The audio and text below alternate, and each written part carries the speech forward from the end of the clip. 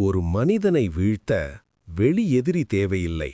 அவனே அவனை மெதுவாக விட்டுவிட்டால் போதும். நீ உன் வாழ்க்கையில் இப்படி உன்னை நீயே விட்டுவிட்டதுண்டா? மனிதனுக்கு ஒரு அடிப்படை தேவை இருக்கு. சேர்ந்திருப்பது, ஒதுக்கப்படாமல் இருப்பது. அதனால்தான் நாம் குழுக்களை தேடுகிறோம். நண்பர்கள், சமூகம், கூட்டம், ஏதாவது ஒன்று. ஏன் தெரியுமா? நான் மட்டுமில்ல, என்னைப் போல இன்னும் யாரோ இருக்காங்க என்ற உணர்வு வேண்டும்.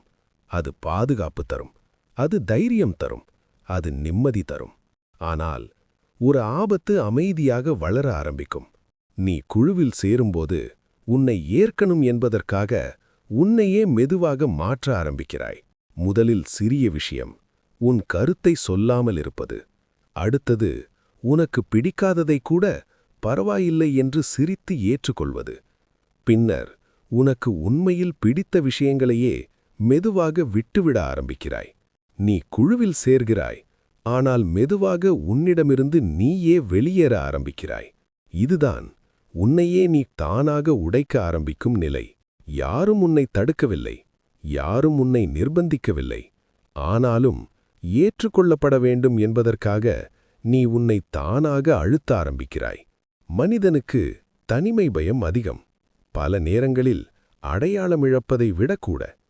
அதனால்தான் பலர் அமைதியாக மாறுகிறார்கள்.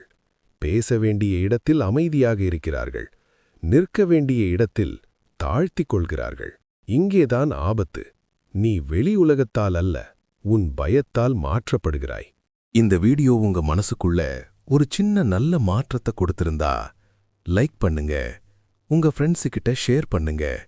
இப்படிப்பட்ட வாழ்க்கையை மாற்றும் கதைகள், மோட்டிவேஷன் வீடியோஸுக்கு மாத்தி யோசி லைஃப் ஈஸி சேனலை சப்ஸ்கிரைப் பண்ண மறக்காதீங்க.